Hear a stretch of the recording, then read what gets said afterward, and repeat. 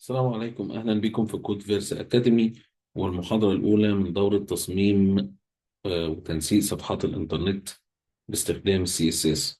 في الدرس ده الدرس الأول من CSS هنتعلم يعني إيه CSS وإزاي استخدمها في تنسيق صفحات الويب بطريقة احترافية. لكن قبل ما نبدأ ما تنسوش اشتراك في القناة وتفعيل الجرس عشان يوصلكم كل جديد إن شاء الله. وطبعا لو عجبكم المحتوى يا ريت نضغط على لايك ونشاركه مع أصدقائنا. ويلا بينا نبدأ. ال CSS3 اختصار لكلمة كاسكيدنج ستايل شيت. هي لغة وظيفتها الأساسية تنسيق صفحات الإنترنت، يعني أبدأ أحط فيها التنسيقات ال HTML. لغة بتحط المحتوى بدون أي نوع من أنواع التنسيقات خالص. ال CSS وظيفتها إن أنا أنسق الحاجات دي. CSS مر في الهيستوري بتاعه في فيرجنز CSS1 CSS2 CSS3، وده الموجود حاليا وده اللي هنستخدمه. طيب، ازاي اكتب لغه السي اس اس بتاعتي في صفحه ال HTML بتاعتي؟ فعندي ثلاث طرق: يا اما انلاين سي اس اس داخل تاجة ال HTML بشكل مباشر، او الانترنال سي اس اس داخل الملف ودي بتتكتب في تاجة الهيد في اعلى صفحه ال HTML، او الاكسترنال سي اس اس وده الاكواد بتتكتب في ملف خارجي عن صفحه ال HTML. يعني عشان ما نتكلمش كتير يلا بينا نبدأ الكود بتاعنا وننفذ فعلا. فهنبدأ بأول واحد اللي هو الانلاين سي اس اس.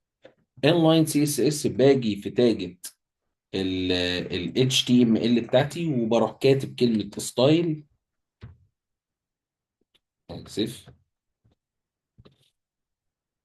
ستايل، دوس انتر كده وابدا اكتب التنسيق اللي انا عايزه، وليكن مثلا ان انا عايز انسق اللون فهقول له color نقطتين فوق بعض شيفت مع حرف الكاف واختار اللون اللي انا عايزه وليكن ريد، والفاصله المنقوطه اللي هي حرف الكاف من غير شيفت. فهنلاحظ ان اللون اتاخد معايا باللون الاحمر. لو جينا على واحده تانية قلنا له ستايل انتر وجينا اخترنا لون مختلف هيكون كالر نقطتين فوق بعض مسافه كده، مش مهم حتى المسافه لو ما خدش مسافه فيه، يعني لو عملناها كده على طول مفيش مشكله. بلو حرف الكاف هيديني اللون الازرق. ده كده بيسموها الان لاين، يعني بكتب السي اس اس في نفس تاجة ال HTML.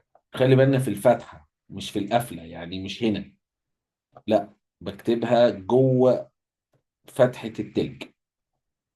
طيب، نيجي للطريقة التانية اللي هي الانترنال سي اس اس. الانترنال سي اس اس باجي عند تاجة الهيد. عند تاجة الهيد شايفين انا تاجة الهيد اهي، ادي تاجة الهيد كلها. باجي هنا كده واعمل تاجة اسمها ستايل. تاجة اسمها ستايل بالمنظر ده كده، وابدا انسق تاجة الستايل دي. فهاجي اقول له مثلا H4 واروح فاتح القوسين كده وهدي كولر. كولر وليكن براون. هنلاقي ان هو خد لون. تمام. طب هل في فرق ما بين الطريقة دي والطريقة دي؟ اه طبعا في فرق، والفرق مهم جدا. لو انا جيت دلوقتي قلت له في طريقة الانترنال انا عايز اعمل H1 كده وقلت له color جرين، دلوقتي انا مدي لل H1 color جرين، يعني المفروض انه هيتلون باللون الاخضر. بس انا ال H1 عندي الاتنين دول، واحدة متلونة باللون الاحمر واحدة متلونة باللون الازرق. فمين اللي اشتغل معايا؟ اللي اشتغل معايا الاحمر والازرق مش الاخضر. معنى كده ان في ايه؟ ان الانلاين هو الاعلى بريوريتي. هو الاعلى بريوريتي. يعني ايه الاعلى بريوريتي؟ يعني هو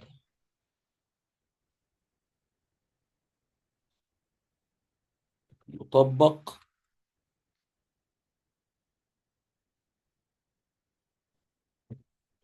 اولا. اسف، ممكن نعمل كده.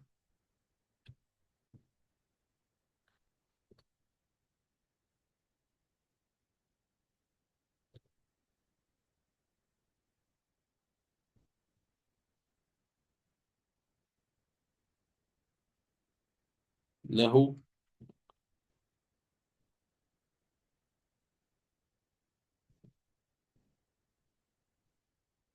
له الأولوية في التطبيق. يعني إيه له الأولوية في التطبيق؟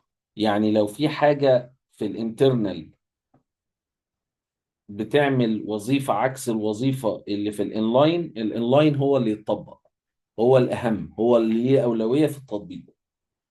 طيب الطريقة الثالثة عندي اللي هي الاكسترنال سي اس اس، بعملها ازاي؟ اكسترنال سي اس اس باجي اعمل ملف خارجي تماما. لما اجي اعمل كده باجي في الاسيتس، انا كان عندي الايمج، دلوقتي هقف على الاسيتس اعمل مجلد تاني واسميه سي اس اس. برضو ده عشان اعمل هيكلة للمشروع بتاعي بشكل صحيح. طب بعد ما عملت السي اس اس بدوس على نيو فايل واقول له ستايل دوت سي اس اس. طب هل لازم كلمة ستايل؟ لا، سميه اي اسم، هتسميه فورمات ايا كان، المهم ان لازم يبقى الامتداد دوت سي اس اس. واعرف منين ان انا شغال صح؟ بتظهر علامة الهاشتاج عندي. طب انا دلوقتي عملت التنسيق وجيت هنا قلت له وليكن عندي ال اي مثلا فونت سايز اكس لارج. طبعا هنقول يعني ايه فونت سايز اكس لارج بالتفصيل في المحاضرات اللي جايه في السي اس اس. انا بس عايز اطبق الثلاث طرق الاستخدام للسي اس اس. دلوقتي هنلاقي ان ال اي اللي عندي دول ما خدوش اي تنسيق خالص. ليه؟ انا عملت ملف السي اس اس بس لسه ما عملتلوش عمليه نداء في الصفحه عندي. طب بعمل نداء ازاي؟ باجي في تاجة الهيد واقول له لينك، واختار من هنا لينك سي اس اس. انا عايز اعمل لينك سي اس اس، فهيقول لي ريل، اختصار لكلمة ريلاتيف ستايل شيت. يعني انت عملت لينك ستايل شيت، كاسكيدنج ستايل شيت. الاتش ريف الهايبر ريفرنس بتاعه ايه؟ المرجعية بتاعته ايه؟ فهقول له اسيتس زي الصورة بقى بالظبط سي اس اس فورمات. فدلوقتي مجرد ما حطيت المسار هنلاقي دول كبروا بشكل مباشر على طول. ليه؟ لأن التطبيق اللي اتحط هنا تم تنسيقه على الكود ده. طيب مين الافضل؟ الافضل والاكثر استخداما والاكثر شيوعا والاكثر احترافيه ان احنا دايما نستعمل الاكسترنال سي اس اس، هو الاكثر احترافيه. امتى استخدم الحاجات التانية؟ زي ما قلنا لما احب ان انا يبقى في اولويه في التطبيق استخدم الانلاين، لكن لما احب يبقى في احترافيه استخدم مين؟ الاكسترنال. دي المحاضرة الأولى في السي اس اس. أشوفكم المحاضرة الثانية في السي اس اس ونبدأ نتعلم السنتكس إن شاء الله، اللي هي طريقة كتابة لغة السي اس اس ونتوغل أكتر في اللغة. أشوفكم على خير في المحاضرة الجاية. السلام عليكم.